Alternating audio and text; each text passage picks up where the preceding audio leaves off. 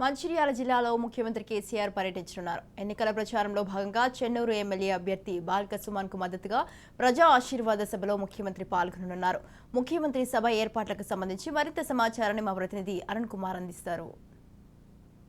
భారీ బహిరంగ సభను కూడా ఏర్పాటు చేసిన ఈ భారీ బహిరంగ సభ కూడా ముఖ్యమంత్రి కేసీఆర్ కూడా ఆశీర్వాద సభ పేరుతో ఏర్పాటు చేసినటువంటి భారీ బహిరంగ సభలో కూడా ముఖ్యమంత్రి కూడా ఏదైతే పాల్గొని ప్రసంగించున్నారో దీనికి సంబంధించి కూడా ఏదైతే మంచిర్యాల జిల్లాలో మొట్టమొదటి బహిరంగ సభ కావడంతో కూడా బీఆర్ఎస్ శ్రేణులు కూడా దీన్ని ప్రతిష్టాత్మకంగా తీసుకున్నారు. ఈ సభను సక్సెస్ చేయడానికి పూర్తిగా కసరత్తు చేస్తారు. దీనికి సంబంధించి కూడా మనం మందమారి సింగరేణి హై స్కూల్లో ఉన్నాయి. హై స్కూల్లో కూడా ఏదైతే సభకు సంబంధించిన ఏర్పాట్లు చేస్తున్నారు దీనికి సంబంధించి కూడా మనం దాదాపు ఇక్కడ కొంతమంది ఏదైతే టీజీవీకేఎస్ నాయకులు మల్లయ్య గారితో పాటు అదే మరికొంతమంది కూడా బీఆర్ఎస్ శ్రేణులు వాళ్ళకి సంబంధించి కూడా ఏది అసలు పరిస్థితులు ఎట్లా ఉన్నాయి, ఎటువంటి ఏర్పాటు చేస్తూ ఉన్నారనే విషయాలు తెలుసుకునే ప్రయత్నం చేస్తాం. సభకు సంబంధించి సభ ఇన్ఛార్జి మల్లయ్య గారిని అడిగి తెలుసుకుందాం.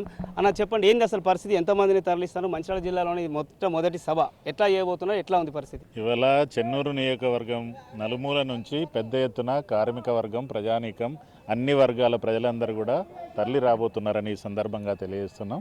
ముఖ్యంగా నాటి ఉద్యమ నేత, నేటి ప్రభుత్వాధినేత అయిన కేసీఆర్ గారిని ఇవాళ చూడడానికి ఇవాళ అనేక మంది కార్మికులు, ప్రజలు అందరూ అన్ని వర్గాల ప్రజలు కలిసి పెద్ద ఎత్తున తరలి రాబోతున్నారని ఈ సందర్భంగా తెలియజేస్తున్నాం.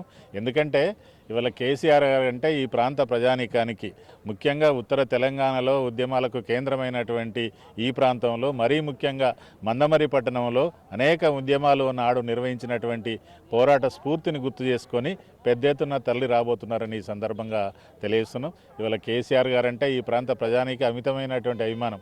వారు చెప్పేటువంటి మాటలు వినాలే, వారి ఉపన్యాసం వినాలే అనే పద్ధతిలో కార్మికులు, రైతాంగం, అన్ని వర్గాల ప్రజలందరూ కూడా తరలి రాబోతున్నారు.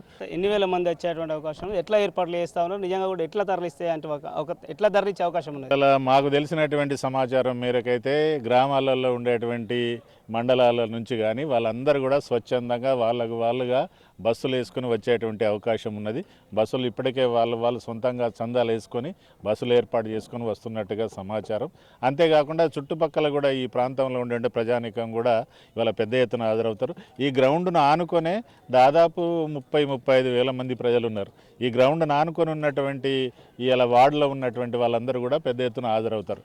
కాబట్టి ఈ సభ అనేటువంటిది దాదాపు 1,00,000 పైగా ప్రజానీకం హాజరై ఈ సభను వీక్షించబోతున్నారని ఈ సందర్భంగా తెలియదు. ముఖ్యంగా కూడా సింగరేణి ప్రాంతాల్లో ఈ సభ ఏర్పాటు చేశారు. సింగరేణి కార్మికులకు సంబంధించి కూడా ఏమైనా చెప్పి అంటే వరాలు ఇచ్చేటువంటి అవకాశం ఉన్నది? గతంలో కొంత ఏదైతే ఇన్కమ్ ట్యాక్స్ సంబంధించినటువంటి సమస్య ఉన్నది, ఆ సమస్యను ఇట్లా ఆ విషయంలో కావచ్చు, ఇంకా వేరే విషయాలు కూడా కార్మికులకు సంబంధించి ఏమైనా హామీలు ఇచ్చేటువంటి అవకాశం ఉన్నదా?